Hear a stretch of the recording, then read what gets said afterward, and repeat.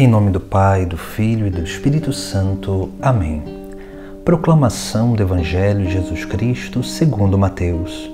Naquele tempo, Jesus passou no meio de uma plantação, num dia de sábado. Seus discípulos tinham fome e começaram a apanhar espigas para comer. Vendo isso, os fariseus disseram-lhe: Olha, os teus discípulos estão fazendo o que não é permitido fazer em dia de sábado. Jesus respondeu-lhes: Nunca lestes o que fez Davi quando ele e seus companheiros sentiram fome? Como entrou na casa de Deus e todos comeram os pães da oferenda, que nem a ele e nem aos seus companheiros era permitido comer, mas unicamente aos sacerdotes? Ou nunca lestes na lei que em dia de sábado, no templo, os sacerdotes violam o sábado sem contrair culpa alguma? Ora, eu vos digo, aqui está quem é maior do que o templo. Se tivesseis compreendido o que significa quero misericórdia e não sacrifício, não terias condenado os inocentes. De fato, o Filho do Homem é Senhor do sábado. Palavra da salvação.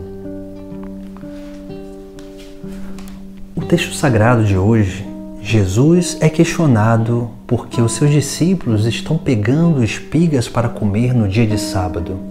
Jesus ele vai falar sobre duas realidades e dar dois exemplos essenciais para a vida daquele povo. O primeiro é do rei Davi, aquele que as profecias falavam, aquele que realmente foi o grande rei de Israel. E depois Jesus vai falar dos sacerdotes, aqueles que foram chamados para conduzir o povo e guardar a verdadeira fé. Por isso que Jesus Cristo ele vai usar esses dois exemplos como argumentos de autoridade, argumentos que eles mesmos, aqueles que ali estavam questionando, não poderiam contradizer. Não poderiam dizer que Davi agiu errado, que os sacerdotes agiram errado e que o texto sagrado estava ensinando algum erro.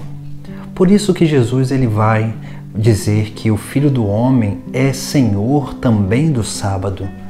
Isso significa que aqueles que adentram no seguimento de Jesus Cristo vivem a liberdade dos filhos de Deus.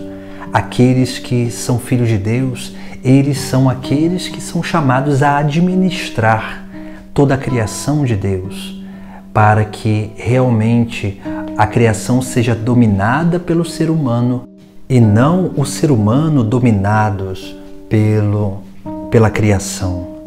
Por isso que Jesus Cristo ele vai também dizer: quero a misericórdia e não o sacrifício. Isso significa que a vida em Deus é uma vida de participação naquilo que é a vida do próprio Deus. Quando nós adentramos no segmento de Jesus Cristo, quando nós adentramos nessa unidade com Deus, nós precisamos compreender justamente isso. Que o dia que é dedicado a Deus se torna também o nosso dia, porque nós participamos deste dia, nós participamos da graça de realmente estar nesse dia dedicado a Deus, para que nós possamos viver esse dia como verdadeiros filhos de Deus. Pois o rigorismo daquilo que é a aplicação da lei faz com que o ser humano ele seja desumano e ele não compreenda as circunstâncias da vida, as circunstâncias do dia a dia. Por isso que aprender a pensar como Jesus pensava, aprender a realmente ler a Sagrada Escritura e todos os fatos, os ensinamentos com misericórdia, nos faz realmente elevar o ato de misericórdia acima dos sacrifícios, daqueles sacrifícios antigos, de touros, de ovelhas, de rolinhas, de pombas. Esses sacrifícios que eram como que expiatórios, mas realmente fazia com que o ser humano cumprisse um preceito, mas não cumprisse aquilo que era o amor a Deus, a correspondência desse amor a Deus. Por isso que Jesus ele nos chama a atenção justamente sobre isso. Porque não adianta no nosso domingo, no dia dedicado a Deus, irmos cumprir o preceito na Santa Missa e quando sairmos da missa agirmos com falta de caridade com o nosso próximo. Isso é sinal que nós não cumprimos o preceito divino. Por quê? Porque não basta o sacrifício de ir até o templo para prestar o culto, mas nós precisamos primeiramente viver aquilo que é o amor de Deus, a misericórdia para com o próximo. E isso nos torna cada vez mais participantes da vida de Deus e participantes da vida do nosso próximo. E assim nós vamos aprendendo a crescer nessa grande capacidade de tocar realmente a realidade como ela é, não de forma matemática, superficial e fria, mas sim através do calor humano, através da convivência, através de tocar aquilo que são realmente os sentimentos, aquilo que é a realidade existencial dos nossos irmãos, para que assim possamos manifestar a misericórdia, manifestar essa grande obra de Deus, que é sim uma verdadeira obra de salvação.